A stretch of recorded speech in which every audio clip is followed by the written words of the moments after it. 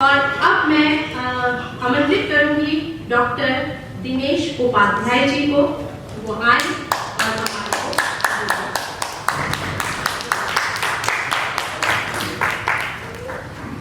और आज के कार्यक्रम में मंच के ऊपर काफी चिकित्सा के क्षेत्र या चिकित्सा के साथ शिक्षा, चिकित्सकीय शिक्षा के साथ जुड़े महत्वपूर्ण लोग आज मंच के ऊपर हैं।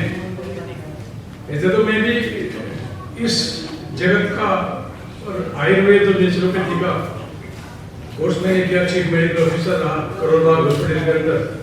लेकिन उसके बाद समय इस टाइप का आया कि 24 आवर राजनीतिक जीवन में आना पड़ा, राजनीतिक क्षेत्र में कार्य करना पड़ा। लेकिन वो भी ठीक था, ये भी ठीक है, राष्ट्र का कार्य करना चाहिए, समाज का कार्य करना चाहिए।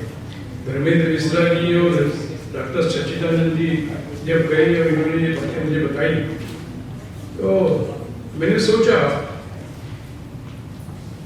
भारत की पवित्र भूमि के अंदर कितना सारा कार्य वो है जो समाज को करना चाहिए।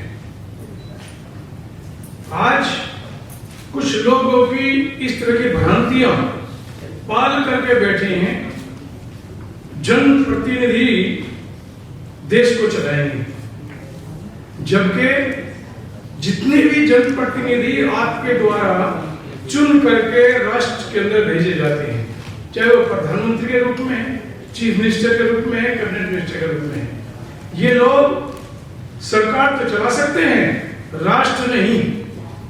राष्ट्र को चलाएंगे आप जैसे लोग, इंटेलेक्चुअल, IAS, IPS, चिकित्सक और उद्योगपति, बिजनेसमैन। जिस दिन ये लोग अपने दायित्वों का निर्वहन करना कम कर देंगे या अपने दायित्वों का निर्वहन करना बंद कर देंगे, उस दिन सरकार और राष्ट्र सत्य में आएगा। लेकिन कुछ मेरे मित्रों को तरह तरह की भ्रांतियां पूर्व काल में रही है भारत के अंदर, आगे में रहेंगी। इस तरह के लोग पहले भी पैदा होते रहे हैं, आज भी और आगे भी होते रहेंगे। लेकिन जब मैं भारत सरकार के आयुष मंत्रालय में मेरी नियुक्ति हुई, पहली गवर्नमेंट में जब मोदी जी प्रधानमंत्री हुए तो पहली सरकार के अंदर मेरी नियुक्ति हुई, तो मैंने सोचा आयुष मंत्रालय तो बन चुका, लेकिन क्या आयुष मंत्रालय भारत की पवित्र भूमि के अंदर जितने राज्य हैं वहां पे बना? नहीं बन पाया। क्या हम लोगों ने आयुष के अंदर जो आयुर्वेदिक, नेचुरोपैथी, वनौषधि, योगा, सिद्धा चिकित्सा, होम्योपैथी और यूनानी, ये सब चिकित्सा डाली है। एलोपैथी के अंदर मात्र एलोपैथी इंग्लिश दवाई को हेल्थ मिनिस्ट्री में रखा है, बाकी इसके अलावा सारी ही जो चिकित्सकीय दृष्टि से हम लोगों ने आयुष में डाला है। लेकिन आज तक इस राष्ट्र के अंदर नेचुरोपैथी के बोर्ड नहीं बन पाए। आज यूनिवर्सिटीज के अंदर, चाहे वो सिंघानी यूनिवर्सिटी है या ग्लोबल ओपन यूनिवर्सिटी है, क्योंकि इन सब चीजों का पता लगा जब सरकार के अंदर है तो महत्वपूर्ण ऐसी जानकारी हुई जो पहले करके नहीं हुई थी। डिग्री देना, उपाधि देना, लेकिन रजिस्ट्रेशन उनको आज तक नहीं है। ना सिंघानी यूनिवर्सिटी है ना ग्लोबल ओपन यूनिवर्सिटी है, दोनों यूजीसी के अंतर्गत है। भारत सरकार से हम लोग देते हैं, उनको पहले भी दिया है, आज भी उनको देते हैं। आप लोगों को जो पारंपरिक चिकित्सा पद्धति हमारी रही है या ट्रेडिशनल चिकित्सा पद्धति रही है हमारी, ट्रेडिशनल हो या पारंपरिक हो, पूर्व काल में हम लोग अगर इतिहास को उठाकर देखें, महाभारत का जो युद्ध इतना बड़ा भारत के अंदर हुआ, कुरुक्षेत्र के अंदर, क्या इस राष्ट्र का कोई इंटेलेक्चुअल व्यक्ति, कोई सरकार का व्यक्ति इस बात के ऊपर चिंतन या चिंता करेगा क्या कि उस दौरान उनको चोट भी लगी होगी, घटनाएं भी हुई होंगी, हाथ पैर भी कटे होंगे, युद्ध में कोई फूल की माला तो डालता नहीं, चोट ही लगेगी, तो उस दौरान क्या कभी किसने देखा कि दुर्योधन में ग्लूकोज की बोतल चढ़ाई गई या भीष्म पितामह को टिटनेस का इंजेक्शन लगाया गया आज, या कर्ण को जो है अंगुली में कोई पिटाडीन की पट्टी बांधी गई? ऐसा कोई प्रकरण है क्या किसी संज्ञान में? कोई है तो मुझे हाथ उठा के बताते। उस दौरान आखिर किससे खेल रहे, उनके हाथ भी कटे हैं, चोट भी लगी है, वो कौन सी चिकित्सा थी जो लोग स्वस्थ रहे और जल्दी में ठीक हुए। उससे पूर्व में भी जाए, महाभारत का काल को बहुत ज्यादा पुराना नहीं है, उससे पहले त्रेता के अंदर लक्ष्मण जी को मूर्छा हुई, उस दौरान उनको कौन सा हॉस्पिटल में भर्ती कराया गया या कहाँ ऑक्सीजन लगाया गया। लेकिन औषधि को प्राप्त करना, औषधि को लेने वाला, पूर्व काल में जो मैंने आयुर्वेद में पढ़ा है, जब भी किसी औषधि को हम लोग पौधे से प्राप्त करते थे, उसका दंडवत प्रणाम करते थे, पूजा की जाती थी, उस औषधि को प्राप्त की जाती थी। मैं भी जब करोल बाग हॉस्पिटल के अंदर था, गोदंती भस्म अपने हाथ से बनाते थे। लेकिन आज किसी भी चीज की गुणवत्ता में कमी आना उसकी उपलब्धि को पीछे धकेल देगा।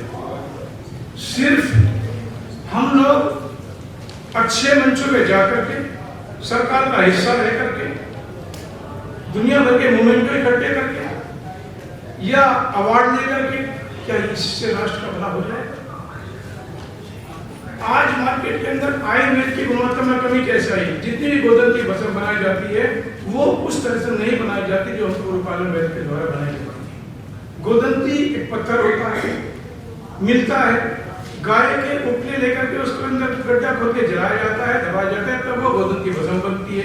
क्या आज आयुर्वेद के जितने भी वैद्य हैं, जो डॉक्टर लिखते भी हैं, क्या वो गोदंती भस्म मार्केट से खरीदते हैं, हाथ से बनाते हैं? उस गुणवत्ता का परीक्षण करना चाहिए। आज जब गोदंती भस्म हम मार्केट से खरीदते हैं या जो हाथ से बनाता हूं, हम अगर किसी निमोनिया के पेशेंट को, कफ कोल्ड वाले को, फीवर वाले को गोदंती देते हैं, वो गोदंती जो मैंने हाथ से तैयार किया है, वो गोदंती तो मार्केट से खरीदता हूं, उसके अंदर गुणवत्ता के अंदर उसका फर्क आता है। हम लोगों को किसी के ऊपर आक्षेप करने से या उसको तरफ कुछ कहने से अच्छा है कि मैं एक बार ये देख लो कि क्या मैंने अपने दायित्व का निर्वहन सही तरह से किया है क्या। सिर्फ उसकी चिंता हम लोगों को करनी चाहिए कि मैं अपने हाथ से करके, और एक चीज आपको और कहता हूं, ज्ञान और डिग्री का कोई ताल्लुक नहीं है। डिग्री लेने वाला व्यक्ति ज्ञानी हो इसकी कोई गारंटी नहीं है।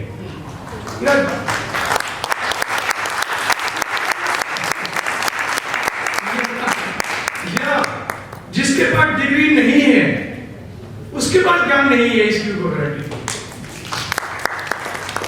इन चीजों को बड़े आराम से समझना पड़ेगा। आज भी गांव के अंदर ऐसे ऐसे लोग हैं और ऐसी मेडिसिन उसके पास हैं कि जो पेशेंट को इन लोगों से पहले जाकर के ठीक करते हैं।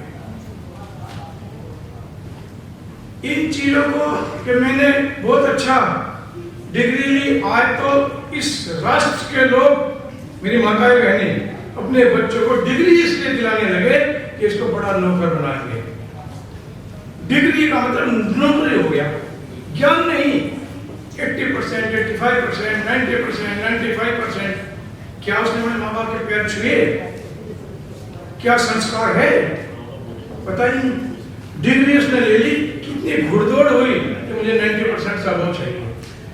फिर मैं आपको कहता हूं, संस्कार विहीन डिग्री राष्ट्र के अंदर भ्रष्टाचार का कारण बनेगी और बनती रहेगी। आज जब आप कहते हैं कि सरकारी अधिकारी, जब सरकार हम लोग से तनख्वाह, गवर्नमेंट तनख्वाह देती है, उसके बाद भी रिश्वत लेता है, वो संस्कार विहीन डिग्री का कारण बनती है। इन चीजों से दूर हट करके क्या सारे काम सरकार करेगी? क्या मेरा कोई दायित्व है? क्या मैंने अपनी बेटी को समझाया, बेटा तुझे मोमोज नहीं खाना? क्या उसको समझाया, बेटा तुझे कपड़े कैसे पहनने हैं? क्या उसको समझाया मोबाइल पे किस तरह से तुझे बात करनी है? क्या उसको समझाया कि मोबाइल 24 घंटे चलाएगी, आधा घंटा चलाएगी, 1 घंटा चलाएगी? क्या मैंने बेटे को कहा कि बेटा दोस्ती का अगर कोई फोन आता है तो अपने बाप से झूठ बोल के दोस्ती मत निभाना? क्या मैंने समझाया? पाठशाला का सबसे पहला अध्याय मां के द्वारा शुरू होता है, घर से। आज जो लोग स्कूल के ऊपर अपने बच्चे को चाहते हैं मैं इसको अच्छा व्यक्ति बनाऊंगा, वो दिमाग से बहुत बड़ी गलतफहमी इसको निकालते हैं। ये चीजें अच्छी नहीं है। राष्ट्र सबका है, सरकार क्या क्या करते रहेगी। इसलिए सभी लोग अपने दायित्व का निर्वहन करें और चिकित्सा और शिक्षा राष्ट्र के अंदर निःशुल्क और फ्री होनी चाहिए। आज या हॉस्पिटल से, आज फैक्ट्री हो गई, उद्योग धंधे हो गए। कई बार मैंने हॉस्पिटल्स के अंदर, बड़े बड़े हॉस्पिटल के अंदर, प्राइवेट के अंदर, मैं नाम नहीं लूंगा, ऐसे मैंने फोन किए कि पेशेंट की डेथ भी हो गई और उसके ऊपर 1,50,000 बकाया रहा, कि उन्होंने कहा 2 लाख रुपए खर्चा होगा, उन्होंने कहा सर 1 लाख जमा कर दूंगा, 50 कर जमा कर दूंगा, 10-20 बाद में दे दूंगा जब हो जाएंगे, और वो मरीज मर गया, उसके 50,000 बच गए, 1.5 लाख जमा दे दिए। जब तक उन्हें 50,000 नहीं दिए, डॉक्टर ने 1.5 बॉडी वापस नहीं की। यह तक की स्थिति हॉस्पिटल के अंदर आई है। क्या ऐसे भारत की कल्पना की थी हमने? क्या ऐसे चिकित्सक की कल्पना की थी कि तुम लोग इसकी फैक्ट्री बनाओगे भारत के अंदर? क्या इस तरह की, और ये जो बातें मैं कह रहा हूं नहीं कोई सब जानते हैं। आपके भी बच्चे भाई बहन हॉस्पिटल में भर्ती हुए बीमार हुए होंगे, कि डॉक्टर कहता है 5 लाख रुपए जमा करके जाना तो पर्ची बनेगी। आप गुजरे होंगे, रोज गुजरते हैं, अब भी गुजरते हैं, आगे भी गुजरेंगे। अगर आप रास्ता नहीं बनाएंगे आगे भी गुजरेंगे। ये शिक्षा का आप ले लो। दिल्ली के अंदर जो जिनको आप अच्छा स्कूल कहते हैं, अगर वहां जाकर के किसी का कहोगे इसका मुझे एडमिशन कराना है, तो वो कहेगा कि डोनेशन लगेगा 5 लाख रुपए, फिर उसकी फीस। इस राष्ट्र के अंदर कृष्ण सुदामा एक स्कूल में पढ़ते थे, अलग अलग नहीं। आज ये दुर्भाग्य भारत का है, कृष्ण अलग पढ़ता है और सुदामा अलग पढ़ाई करते हैं। गुरुकुल के अंदर किसी जाति का भेद नहीं होता था, किसके बड़े छोटे का भेद नहीं होता था। आज जो फैक्ट्री का रूप लिया है ना शिक्षा और स्वास्थ्य में, देश के लिए नासूर है, देश के लिए कलंक है। यह होना नहीं चाहिए। शिक्षा और चिकित्सा इस तरह का रास्ता अपने समाज को आगे आकर के, इसको जितने निचले स्तर पे हम पैसों की तरफ से कम लेकर के जाएंगे, तो इस तरह इसका एक ट्रांसपेरेंसी आएगी, लोगों को, इस देश की जनता को लाभ हो जाएगा। अभी भाई साहब चिकित्सक कह रहे थे कि आयु घट गई। आयु क्यों नहीं घटेगी? जब 30 साल के, 50 साल के, 20 साल के बच्चे रोड पे खड़े हुए मोमोज खाएंगे तो आयु तो घटेगी। मोमोज बिकता है तो क्या खूब महंगा भी खाती है, शादी में मोमोज बनने लगे, और इससे ये हालत हो कैसे नहीं घटेगी? उम्र कोई प्रधानमंत्री थोड़ा घटा दी, हम लोगों ने घटा दी। हम तो आयुष मंत्रालय के कोरोना काल के अंदर हमने काढ़ा बनाया, पूरी दुनिया के अंदर दिया, फ्री में दिया, कोई पैसा किसी से नहीं लिया, लेकिन मोमोज खाने के लिए हमने तो नहीं कहा किसी को। ऊपर से इससे भी ज्यादा हालत, मैं आपको किसी कोई माता बहन को प्रणाम करता हूँ, कोई अन्यथा मत लेना, ये मैं आपको सच्ची घटना बताता हूँ। पॉलिटिकल व्यक्ति हूँ, इधर उधर जाता रहता हूँ। कोई फंक्शन था, गए वहां पे, महिलाएं पुरुष लाकर मिलते हैं, नीचे फोटो खींचते हैं, आजकल का जमाना ऐसा है। अब वो उसका बेचारे का काम पड़ा, नंबर किसने लिया, मैंने दे दिया। अगले दिन मेरे ऑफिस में आ गई, मेरा इंडियन मेडिकल के बाद मेरा ऑफिस है पॉलिटिकल, कोई काम रहा बेचारे का। अब मैं अपनी शकल भूल गया, बहन जी की शकल मेरे ध्यान नहीं रही,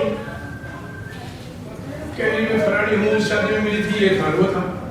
अब उन्होंने मुझे बोले मेरे साथ फोटो खींचे, फोटो मुझे दिखाया, तो फोटो में मैं खड़ा था, लेकिन जो मेरे सामने बैठी थी वो लड़की फोटो में थी नहीं। मगर तो दूसरी है, कहने मैं ही हूँ। क्यों होती मैं रात को ब्यूटी पार्लर में जाके शादी में गई थी, राजा मीरा ब्यूटी पार्लर। जो रात को मेरे साथ फोटो खींचा था, मैं सुबह पहचान नहीं पाया उसको। तो क्या है ये घटनाएं जीवन में आई है, और जिस बेचारी बहन के साथ आपको फोटो खिंचाना नहीं, मैं सुबह शक्ल नहीं पहचान पाया उसकी। तो इस तरह घटना जीवन में आई। इस तरह की चीजों से बचनी चाहिए। मेरा ये निवेदन है, बाकी जो महिला मात्र सब जो डिमांड करेंगे वैसे ना बच कर, बाकी फिर भी ये है कि मेरे साथ जो घटना घटी मैंने आपको बता दिया। अच्छा रहेगा कि मैं जमीन से जुड़ करके चलूं, और 1820, 22, 25, 30 तक है। आज जो चिकित्सा है ना, जो आपको मार्कशीट दी जाती है, कक्षा 1 की, 2 की, 3 की, 5 की, 8वीं की, 10वीं, 12वीं की डिग्री मार्कशीट सब बच्चों को मिलती है ना। 1818, 19, 20, 22, 25, 70 तक अगर आप इतिहास उठा के देखेंगे, चिकित्सा शिक्षा सरकार या किंग के अधीन नहीं होते। कभी भी किसी राजा ने या किसी सरकार ने मार्कशीट दी ही नहीं। ये प्रथा कहां से आई, वह चिंतन का विषय है।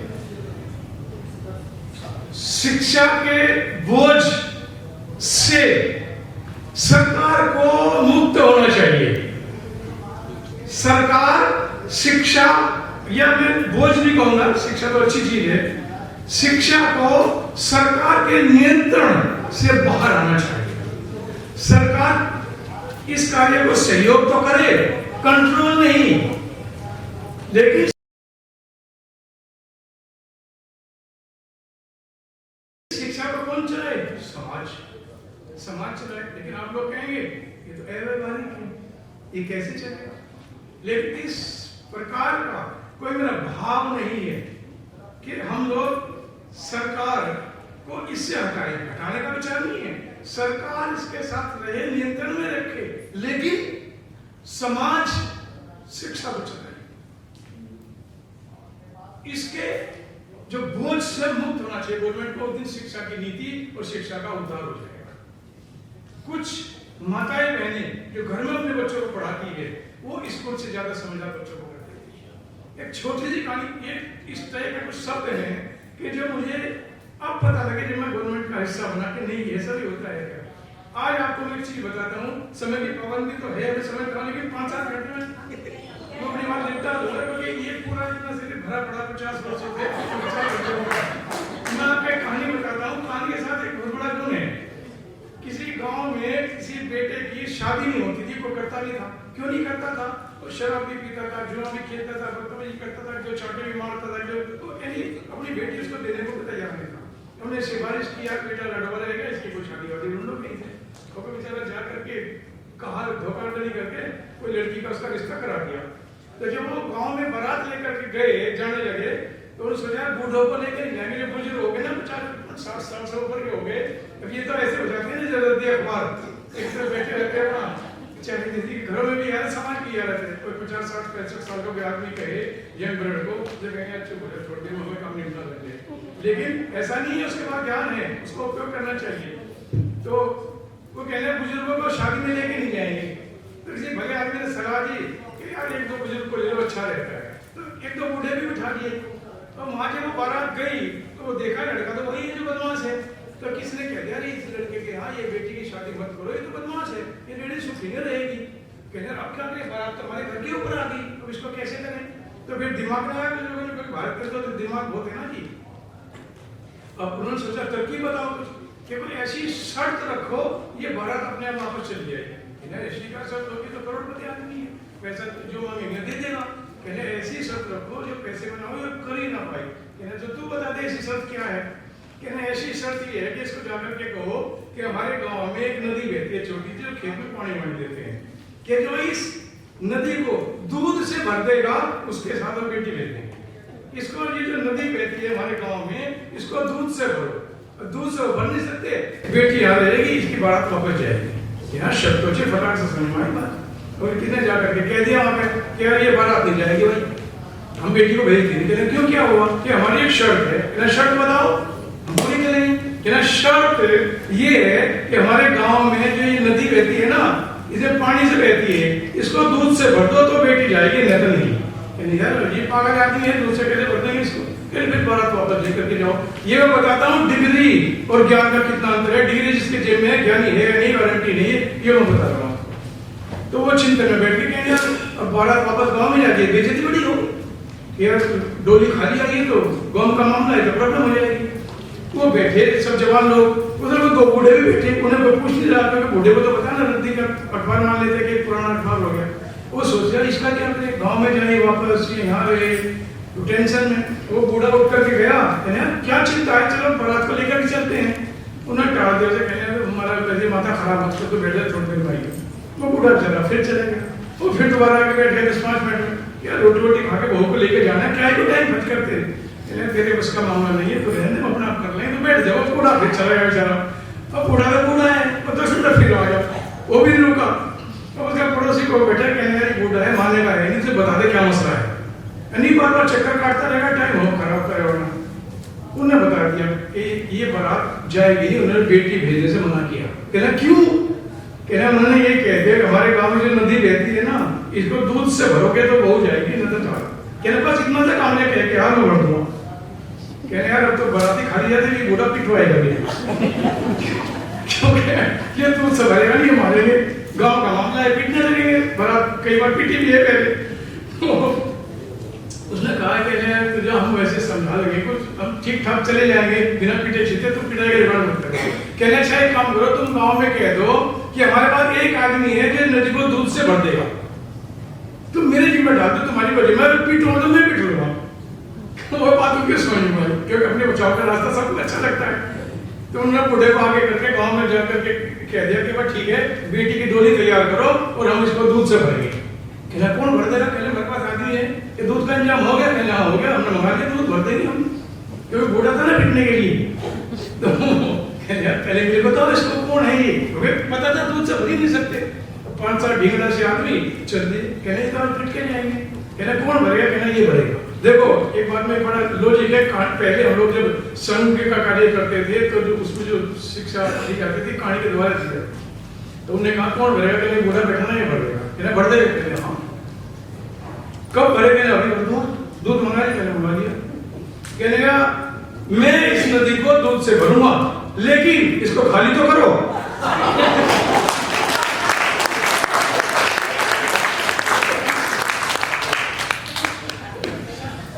दूध से भरने की शर्त है, खाली करके दो भी भरूंगा, ना तो नदी खाली होगी ना दूध भरा जाएगा।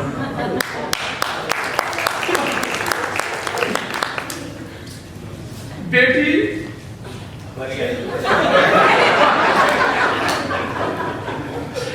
तो क्या है, बुद्धि से बुद्धि कटी और बेटी उसी के घर में गई जाकर के बहू बन के, लेकिन उसके बाद डिग्री नहीं थी बूढ़े की जिसने ज्ञान दिया, वो बिना डिग्री का था, तो स्कूल नहीं गया कभी। ये ज्ञान और डिग्री नदी के दो किनारे हैं, ये कभी मिल ही नहीं सकते। इसलिए संस्कार जरूरी है।